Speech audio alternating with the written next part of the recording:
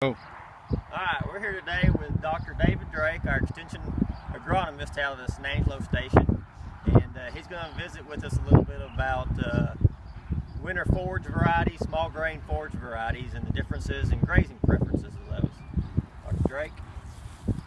Good morning. This is a trial we seeded in October of 2014, and this is the end result. You can see we've got sheep grazing in the background. And we've got several species here and then several varieties. So to my left is an oat plot, which you can clearly see that they utilize fairly heavily. They have a preference for oats over wheat, which is to my right. And then within the wheat species, this particular strip of about 6 feet is one that they least prefer. And then if we also look in this field, we've also got triticale, which is somewhere in that wheat category. And then we have barley in this field, which is also has a preference very similar to oats. And so we can encourage intake by whatever species we use. What else can I say about it? Dr. Drake, were all these varieties planted at the same time?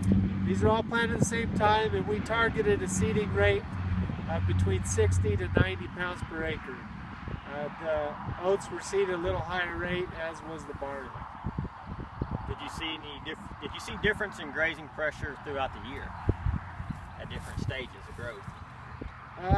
There was a little bit of difference.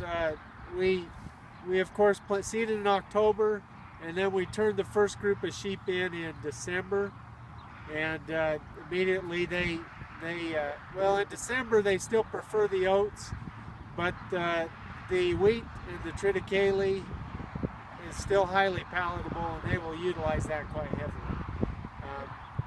I should have said also prefer the barley at that point.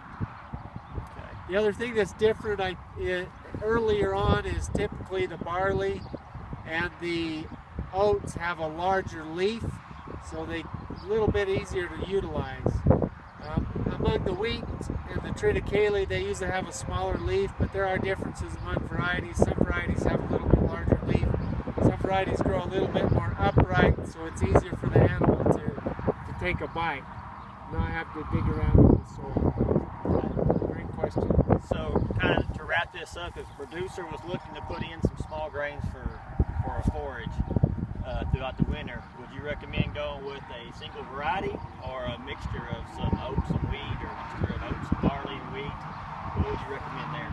So generally it comes down to what the management plan is. So in our area we go a lot more wheat because they hope to graze it and then come on with a wheat crop. But if I'm going for just strictly forage and I want to make some hay, I'm going to consider barley and oats. That is a beardless or a hooded barley. I'm going to consider that heavily because it has some other advantages such as preferences. In other places I've done research where we actually seeded all 3 species together, and that kind of spread our risk in terms of the weather, because the wheat and the triticale will do very well if it comes off cold. The oats and the barley will do better if it's warmer.